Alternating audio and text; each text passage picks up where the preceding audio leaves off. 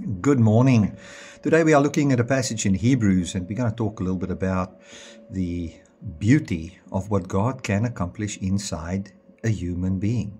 When we look at Jesus Christ, I think it's very important to look at Jesus Christ not only from the perspective of his glorified state where he is now, where he is seated at the right hand of God, where we find the fullness of the Godhead in him bodily, but we have to look at him from the perspective of Adam, wherein he is a man. He is the Son of Man. That is very, very powerful. When we can look at Jesus from the perspective of the virgin birth, wherein the Bible says that which will be born from you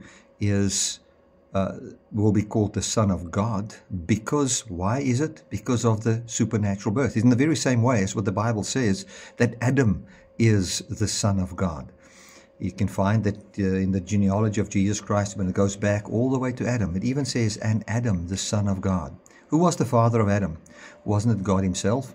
Didn't God bring forth Adam? Now, in the very same way, when we look at Adam, we look at a human being. We look at a human that was the place where he had to believe God, where he had to submit himself to God. And we'll see that human not believing, and we find the death that comes into the world through that disobedience. But now we are looking at the man Jesus Christ, and we are seeing something very beautiful about this man. We are seeing that he believed the Father, and we can see what God can bring forth in man. What did he bring forth in man? He brought forth a man that has conquered death and appointed him as the one that has come to give us life. Now, with that in mind, I just want to say this. When you read Hebrews is addressing many issues, but one of the big things that I think Hebrews is addressing is the fact that the Jewish people couldn't believe that there is now a man seated at the right hand of God. That would be very difficult. That's higher than the angels. And also to think that there is now a human in a higher order than the order of Aaron, which is the order under which the law was given, which is basically given by angels. So if the law was given by angels and all of a sudden a man now comes that's higher than the angels, he can by necessity bring a change in the law, which would then allow for Gentiles to be part of the people of God, and that the whole system of the law with the temple and everything is now obsolete and not in need anymore. And that is what I think is being addressed. And then also to think that this Messiah would suffer and die. That was something that they couldn't believe. So I think they couldn't believe that a human can bring forth a change in law because the law was given by angels. That's number one. Number two, the way they read the scriptures was that the Messiah could not suffer and die, but the Messiah would remain forever. So now Jesus came, he suffered, and he died. So what is this now? Now I want to show you how Jesus is from God and how you are also from God. As humans, we are God's creation. He creates everything. He sustains everything. I'm talking about the Father, and he brings forth life to each one of us. And if you can realize that Jesus, born of a woman, walked this earth, and he referred to himself as the Son of Man. Most of the time, I don't have the exact numbers. Let me quickly check that up. I just looked it up.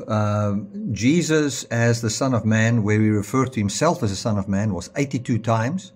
And where Jesus refers to himself as the Son of God directly or indirectly, only 10 times. So I think Jesus looked at himself from the perspective of, yes, I am God's son because God brought me forth. But I am the Son of Man. I'm relating to people. I am a human being. And then he believed the Father. He trusted the Father. He said, of myself, I can do nothing. Now, I don't want to weaken Jesus. I want to show to you how powerful the Father is. Because here we find a man believing in the Father, and the Father placing him above the angels at his right hand, where we are now co-seated with him in that same authority. Isn't that just absolutely powerful? And we are now the sons of God, but what we are is not yet manifest, and it shall manifest in us. And if God did it in Jesus as he believed, and Jesus has been appointed and has got a commandment of the Father to bring forth the life of the Father in you, what chance do you think do you have not to partake in the life of God if you simply believe in the Father and in his Son? It is just absolutely amazing. Let me read from Hebrews chapter 2, and I'm going to read from verse 10. It says, "For it was fitting for him, from whom are all things, and through whom are all things," this is now the Father, "in bringing many sons to glory, to perfect the originator of their salvation through sufferings." So the Father said, I want to bring many sons to glory, and he will make a Savior perfect. For that, in that he would take a man and bring forth eternal life and immortality in this man, and appoint him over all of us. So, what do we find in Jesus here? Let's read carefully. "For it was fitting for him, from whom are all things, and through whom are all things, in bringing many sons to glory, to perfect the originator of their salvation through suffering." So a son that comes to glory is actually seen as somebody that is being saved.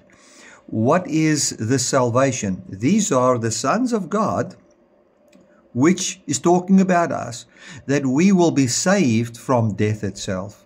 And he says he brought forth the perfect Savior to do exactly that to us, to bring us to life. And we find that if that happens in the last day, we already find that in this time, leading up to that time, we already start to see that victory taking place inside us. Then it says in verse 11, it says, "For both the one who sanctifies and the one who are sanctified are all from one.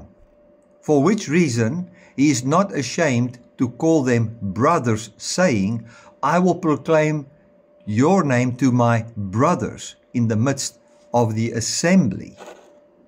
I will sing praise to you." So if we read this, I just had to check up something quickly. This is what this verse says. It says in verse 11, "For both the one who sanctifies," this is Jesus now, "through the working of the Father," okay, by the doing of God, Jesus sanctifies us, "and the one who are sanctified are all from one." That means Jesus is from the Father and we are from the Father. That's why Jesus would say to people that are not even believers, he would say to them that, don't you know your heavenly Father? So he says that, and he says to Mary, "My Father and your Father, my God and your God." So we find the absolute humanity, the Son of Man here, and we see what God has accomplished in him. And then we see here that both are from one. We are from the Father as what Jesus is from the Father. It is for which reason he also is not ashamed to call them brothers, saying, "I will proclaim your name to my brothers in the midst of the assembly. I will sing praise for you. And again, I will trust in him." So it says here that he's a human that is trusting in the Father, and he's got brothers who is also of God, who is the same kind, which is walking as a human, the Son of Man. And he says, "I am calling on my Father." And then he says, "God has given me these children." In other words, I am here to father them into life by pointing them to the Father.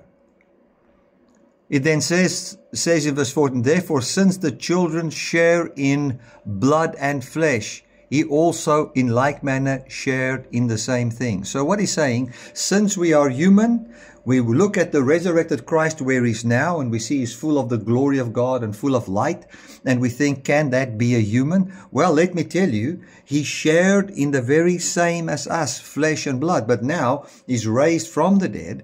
He doesn't have a body that is referred to as a fleshly body. He's now got a spiritual body raised from the dead. Now, if God could do that in Jesus, Do you think He cannot do it in you? Now that Jesus is raised and that Jesus is assigned to bring the life of God in you, do you think that if God got that right in Jesus, when Jesus trusted Him and He raised Him from the dead, and we now have a perfect Savior, we have someone that is to bring what the Father promised towards us, do you think that if we believe upon Him and rest upon Him and stand under His jurisdiction, that we will not be partakers of that? There's no way. Do you think that the life that is in the Christ, if He pours the Spirit of God out on you, the very manifestation of God's power on you, that it will not bring forth fruit in you? When I look at my own life, I look at difficulties that I go through, I know I'll bear the fruit of the Spirit. You say, how can you know that? By the miraculous power of God, by His faithfulness towards me, I will bear the fruit of the Spirit. Will you maybe lose your temper or something like that and so forth? Well, it might be that it happens, but you'll find at the end of the day, I will bear fruit, and I'll bear the fruit of God in my life. Why? Because I see what God has accomplished in Jesus, and therefore He can accomplish it in me. It is important to look at Jesus as the Son of Man. Very, very important. He related to Himself, and let me read it again. He related to Himself 82 times as the Son of Man. And then, as Son of God, 10 times, where Jesus, and that's a combination of direct and indirect, according to the source that I'm looking at. I didn't go and check the source, everything, but according to the source, this is what it says. Isn't that absolutely amazing? Okay, if you look at Jesus and what God did in Him, you know what God can do in you by His faithfulness combined to what He has accomplished in the man, Jesus Christ. There is one true God and one mediator between God and man, the Scripture says, the man, Jesus Christ. Isn't that beautiful? Look at the fullness of God in Jesus bodily, where He is even worshipped, is worshipped, worthy of praise, and all of that by the doing of our Father, and that doing is towards you. Amen.